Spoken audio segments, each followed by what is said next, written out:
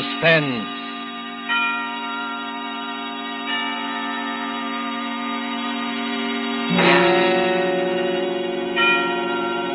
This is the Man in Black, here again to introduce Columbia's program, Suspense. Heading our starring Hollywood cast this evening is Mr. Richard Dix, who appears as a United States naval officer who found himself in a remarkable predicament on what should have been an uneventful flight from New York to Philadelphia.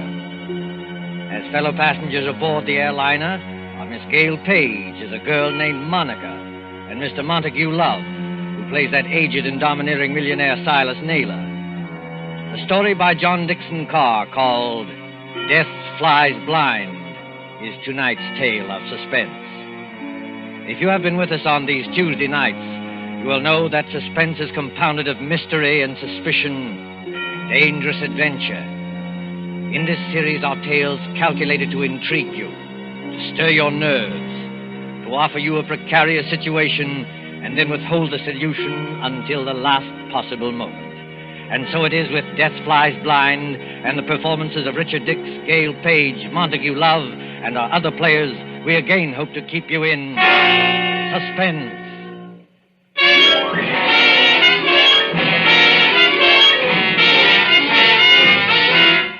LaGuardia Field, Municipal Airport of New York. LaGuardia Field, vast behind its white buildings. On a gray spring afternoon when rain splashes across the runways, dims the sky, and spatters on the wings of a great silver-painted airliner waiting beyond. Already as the limousine bus from the New York terminus slowly draws up to the waiting shed, you can hear the loudspeaker. 72, New York to Los Angeles. The big limousine bus, besides its driver, contains only two persons. One is a tall young man in United States naval uniform, with the stripes of a lieutenant commander around his sleeve. The other is a tall and dark-haired girl, her face a little frightened in the gloom. Flight 72, New York to Los Angeles.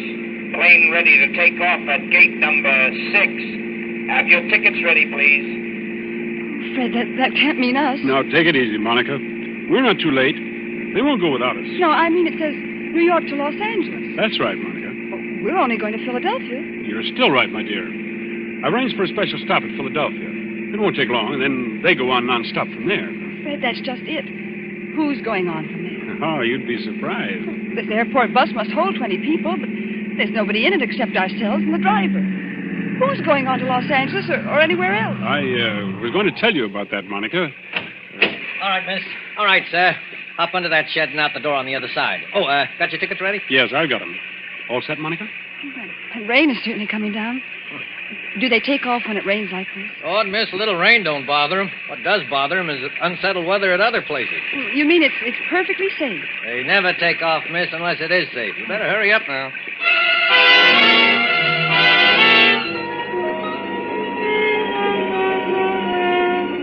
There's the plane, Monica. Shall we run for it? Fred, I'd rather not run if you don't mind. Aren't getting nervous, are you? No. I know it's stupid of me.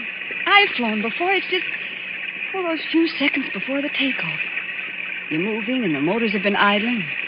All of a sudden they start to roar. The plane races ahead and the roar gets louder and suddenly you think, am I ever going to get down alive? Now, look here, my dear. Oh, I'm sorry, Fred. There's nothing to worry about, you know. Of course not. I'll be good. It's just this dismal day and a ghostly bus without any passengers. And... Fred, look. Where? At the plane.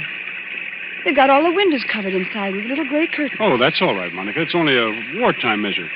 Wartime measure? Yes. Must keep those curtains closed for some minutes after taking off and before landing. So no one can make maps or take pictures of our airports. Anything could happen up there, couldn't it? No. And what's more, if you're worried about your fellow passengers, look over your shoulder. Well, there are some people coming through the gate. Yes, you see the little gray-haired man with the big fellow on each side of him? The secretary dashing around them like a destroyer in a convoy? You know, I've seen that gray-haired man somewhere before. You've seen his picture. That's Silas Naylor, the third richest man in the world. Those two big fellows are his bodyguard. Does he need a bodyguard? Well, not more than most of us, I imagine. Fred, I don't like it. Oh, nonsense, my dear. Come on now, up the steps of the plane. Give your name to the air hostess at the door. That's it. Good afternoon, miss. May I have your name, please? I'm Monica Vale. You're the air hostess? That's right, Miss Vale. Take any seat you like. And you, sir? Onslow, Lieutenant Commander Fred Onslow. Oh, yes, Commander. We've had instructions about you. Happy to have you with us, even if it's only as far as Philadelphia. Thank you. May I take your overcoat or your briefcase? Only the overcoat, please. I'll keep the briefcase. Fred, look there. What is it now? That man you called Mr. Naylor's secretary. Light-haired man, rather good-looking. He's sprinting towards this plane as fast as he can run. Well, he'd better be careful on that slippery surface. He certainly has. Look out, man. Look out, man. Watch your step. Look out. Well, are you all right? Here, let me help you up. I'm all right, thanks. Perfectly all right. Air hostess. Yes, sir. My name is Michael Shepard. I'm Mr. Naylor's secretary, and I think there must be some mistake here. Mistake, sir? Yes. When Mr. Naylor travels, he's in the habit of booking every seat in the plane to ensure privacy. Yet we seem to have 2 extra passengers. Well, I'm afraid that's my fault, Mr. Shepard. Indeed, sir. Then would you and the young lady be good enough to take some later flight? Oh, I'm sorry. I'm afraid I can't do that. No, and why not? Maybe I ought to explain, Mr. Shepard, that Commander Onslow had last-minute orders to join his ship. He and Miss Vale have priority as far as Philadelphia. Philadelphia. Must we stop there? Only for a few minutes, Mr. Shepard. This is outrageous.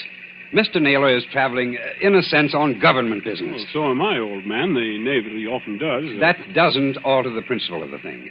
I don't want to seem ungracious, you understand. Mr. Naylor is always glad to help our brave soldiers and sailors. Love 'em, Mike. Now, choir will now sing hymn number 242. Now the But gorgeous this right time you've through. gone too far. I shall appeal to Mr. Naylor himself. Mr. Naylor? Mr. Naylor? Yes, Mr. Shepard, I can hear you. What is it? This naval officer, sir, and the young lady. Oh, I know, Shepard, I know. Isn't the plane big enough for all of us? I was only following your orders, Mr. Naylor. You asked for privacy. All right, Shepard. What I'm asking for now is less noise. The lieutenant commander in the Navy, eh? That's right, Mr. Naylor.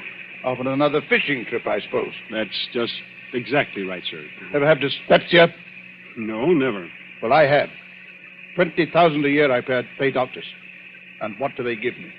This stump.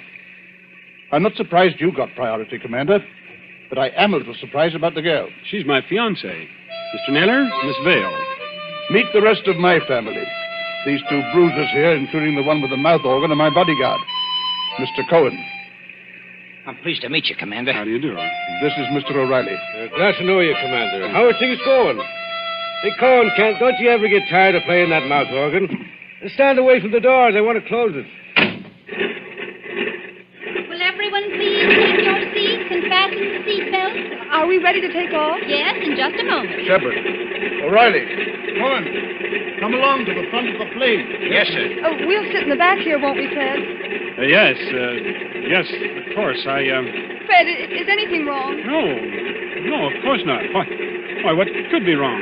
Then you'd better sit down. We're starting to move. That's good advice, Commander Onslow. But I must ask you, Miss Vale, not to touch the curtain on the window. How soon before we can open the curtain? As soon as we're well away from New York. You see that illuminated sign, no smoking, fasten seatbelts? Yes. What about it? When the lights in the sign go out, you can open the curtains and smoke as much as you like. Now, if you'll excuse me. Certainly. You needn't try to fool me, Fred Onslow. I saw you. You saw what? I saw you pick up that scrap of paper one of those men dropped. Why, that wasn't anything, Monica. May I see the paper? No. Why not? Well, because I'd rather you didn't see it, that's all. There is something wrong, isn't there? Look, Monica, let me repeat over and over. What could be wrong? Why, there's Silas Naylor, an internationally famous figure, with a group of trusted attendants. Here's an ACA plane as safe and dependable as the old gray mare. All the same, same what? I wish I hadn't brought you along. I wish there was some kind of an emergency cord, like a train, so that you could stop this plane whenever you had. We're on our way.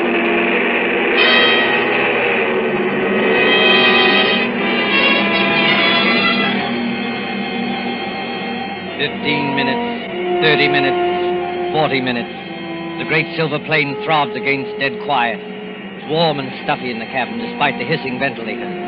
Dim white reading lamps shine down on a double row of cushioned chairs along one side and a single row of cushioned chairs along the other. Ahead, above the closed door to the pilot's control cabin, the red glowing sign still warns against opening those curtains.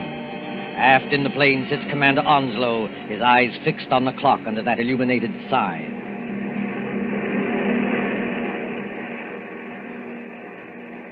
Monica. Yes? What? It's not exactly all right.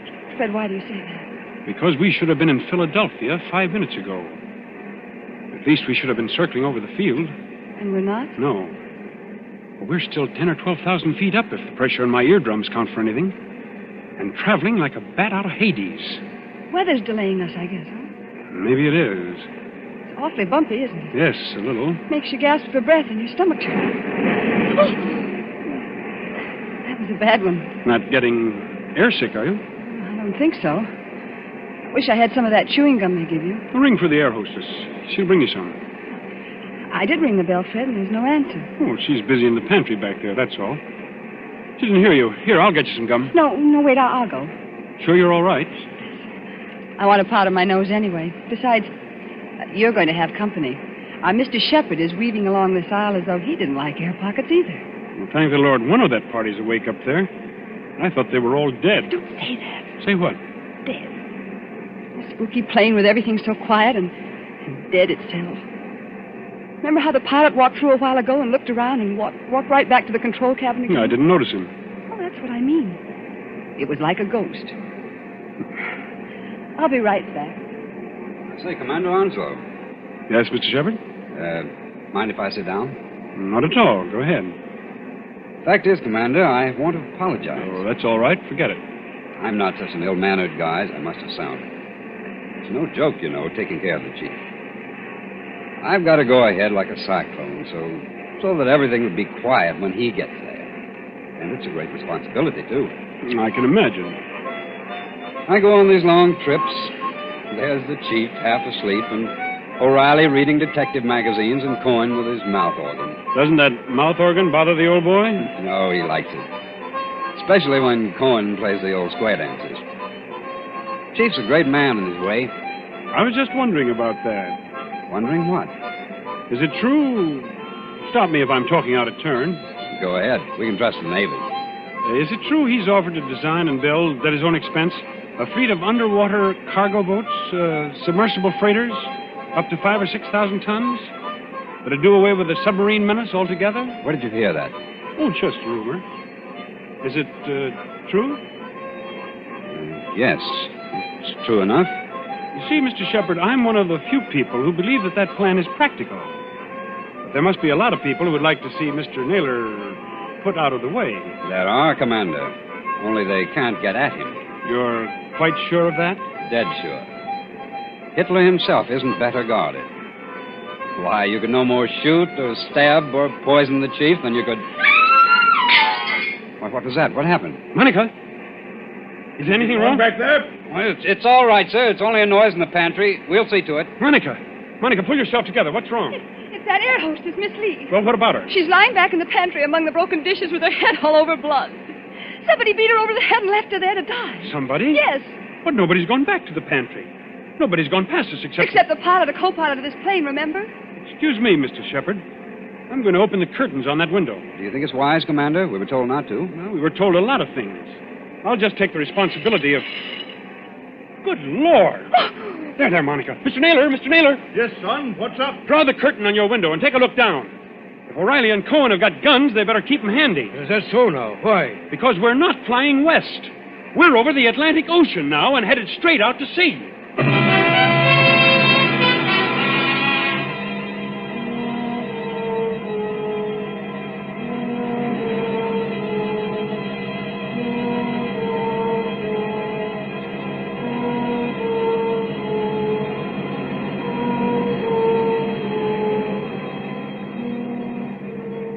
Gray water, thin clouds. We must be miles and miles away from land. We are miles away from land. Does anybody here know anything about first aid? I do, Commander. I studied medicine in the old days. Then you better go back and look after the hostess. You'll join Mr. Naylor. Steady, Monica. Well, I'm all right. It's this horrible blind feeling, that's all. Air pocket, look out. See here, Commander. We're over the ocean. What the devil's going on here, eh? You're being kidnapped, Mr. Naylor. That's my guess. Kidnapped, did you say? Ah, come off it, Commander. We ain't as dumb as that. The pilot and the co-pilot of this plane are fakes. They've replaced the real officer. Ah. On a dark day like this, with their raincoat collars turned up, they could have gotten away with it. And hijacked us straight off the airfield. Is that it? Yes, I'm afraid so. The hostess must have spotted one of them and knocked her out. Now, what about the airport? Wouldn't they know a plane was missing? Well, not until we failed to show up at Philadelphia.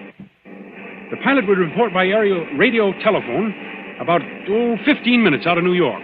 But after that, silence. Excuse me, Commander. You say these two fake pilots are still aboard?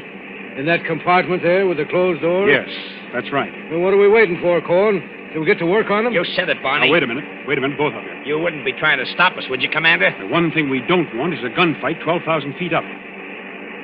Can any of you fly a plane? No, not one of us. Well, neither can I. So if anything happens to those two pilots, how are we going to get down? I see, young fellow. Well, what are you going to do? First of all, we'll try rapping on the door.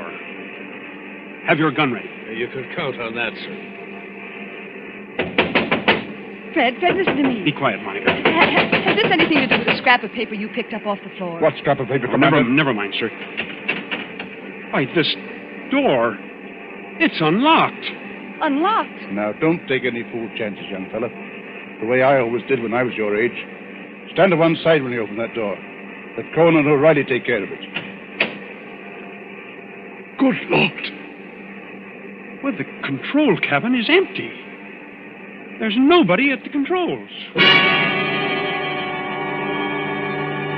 You mean we're flying without a pilot? Yes. See that stick move back and forth? As though a ghost had hold of it? Those crooks do. They set the automatic controls. It's a gyroscope attachment that keeps her steady. And then they must have bailed out. And what's going to happen to us? You see, Monica, the fact is... Go on, Fred. Tell me the truth. I'll know if you don't. Well, we'll go on until our gas runs out or until a storm hits us.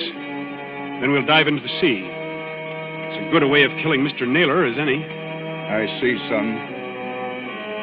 Have we got any chance at all? Frankly, I don't know. Wait till I get a look inside of that control cabin. Holy Mother, that's done.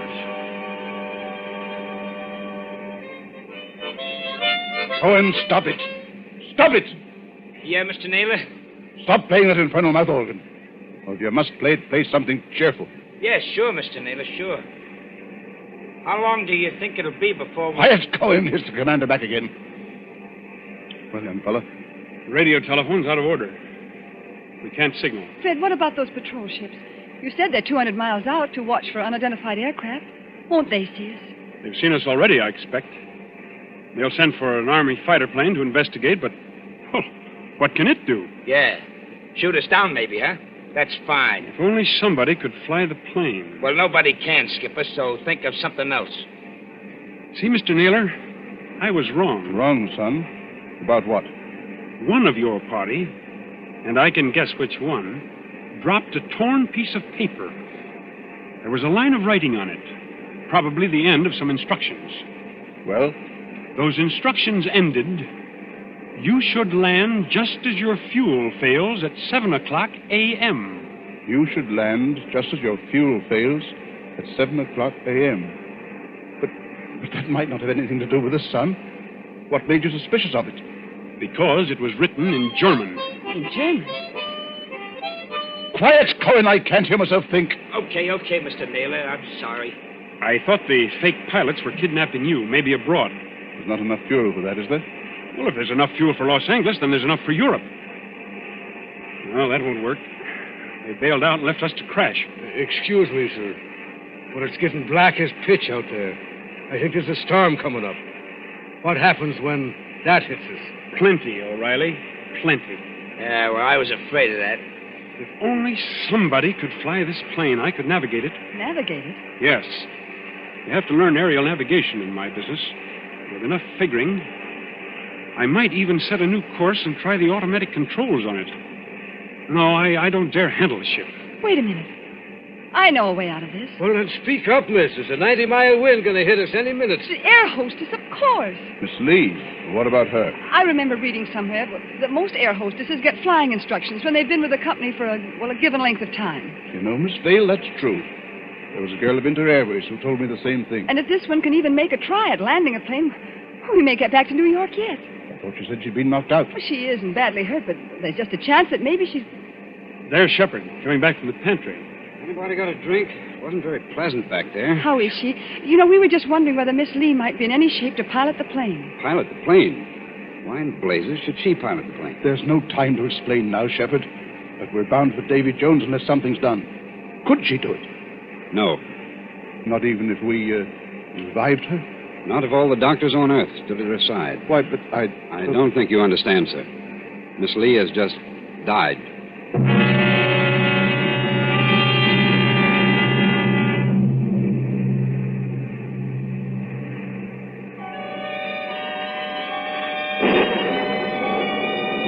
Thin singing of wind above the clouds, then storm with a white eye of lightning at the windows. Losing height, gaining it again, blown off her blind course, flung partway back again, always racing forward on a flight to nowhere. Late afternoon, evening, night, the steady throbbing of motors like a pulse beat inside the head. Towards morning, the storm dies away. In that dim cabin, there is exhaustion of nerves. The hands of the clock stand at 1:45 in the morning.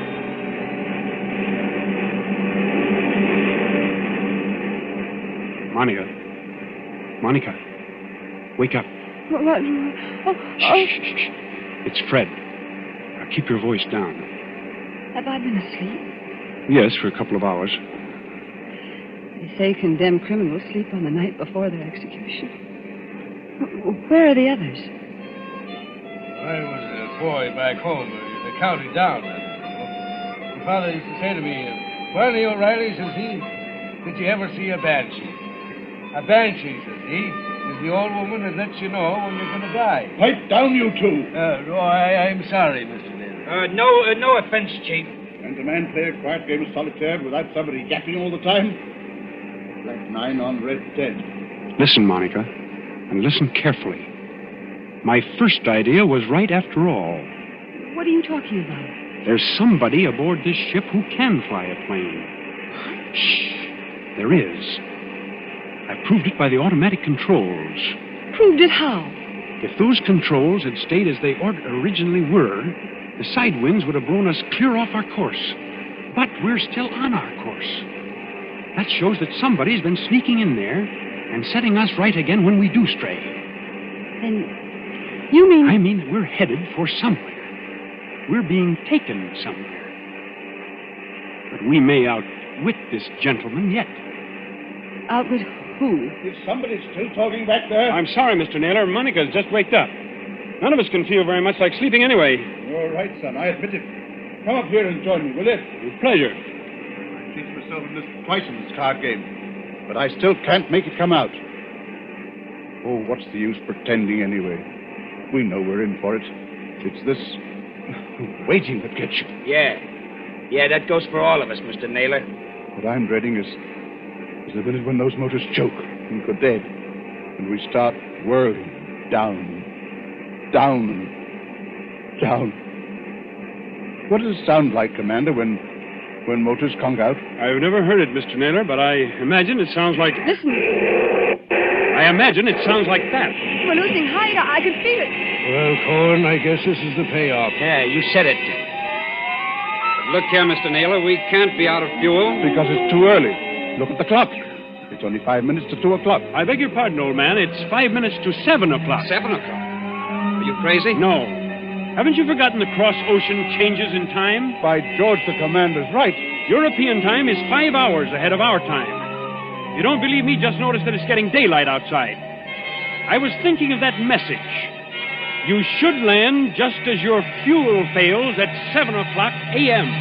Stand perfectly still, all of you. Here, what's got into little Lord Fauntleroy? I'll show you what's got into me, my friend. Yes, I rather thought you would. I shall go into that control cabin. Follow me if you like. I shall sit down at the controls, and I shall bring this plane safely to the ground. Safely to the ground? Where? In Germany, of course. Germany? Don't pull a gun, Cohen. If you plug him, we're all done for. That is good advice, Mr. Cohen. I might add that we're getting closer to the ground every minute. For the love of... Do I take control? Yes, go ahead. But We're following you. Follow by all means. All right. Let's get comfortable here. I take up my position, so. There's fog below. Can you see? Well enough, Miss Dale. Well enough. We must go down rather quickly. And I can't help if it's somewhat rough on your ears. You young swine, what's the idea? The idea, dear patron, is to bring you and your plans for a submarine freighter to a country which will appreciate them. Then those two fake pilots? They were colleagues of mine. Unfortunately, if they had remained, your pug uglies would have started a gunfight, and none of us might have got here. Well? So they left by parachute. And I brought you safely, without blood or toil, into the boundaries of the Third Reich. You're going down too fast, man. Now take it easy. I am perfectly in command, thank you. Look out! The trees, Look out, they're coming man. straight up at us.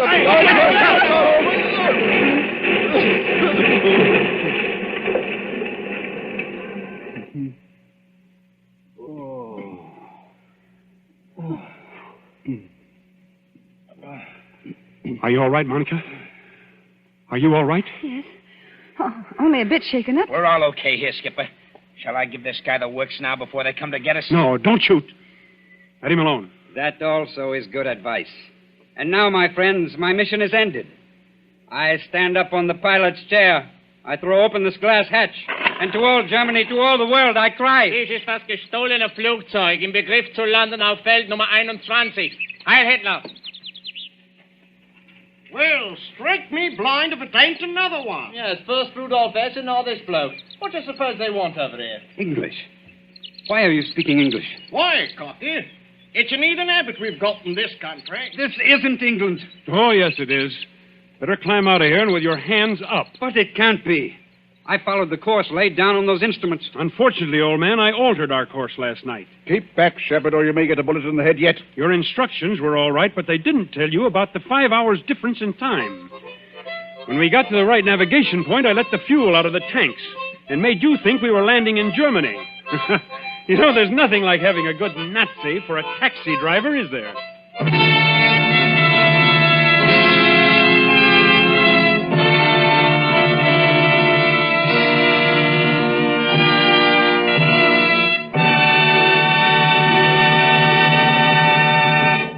And so ends Death Flies Blind, starring Richard Dix with Gail Page and Montague Love. Tonight's tale of Suspense.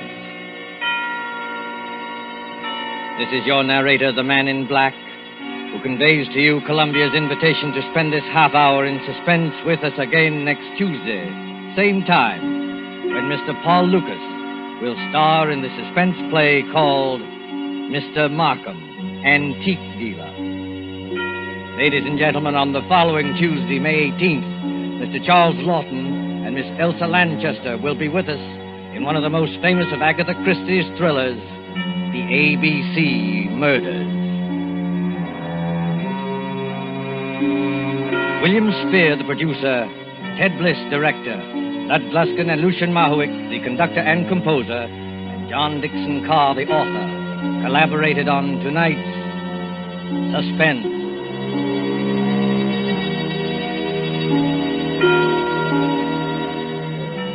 This is the Columbia Broadcasting System.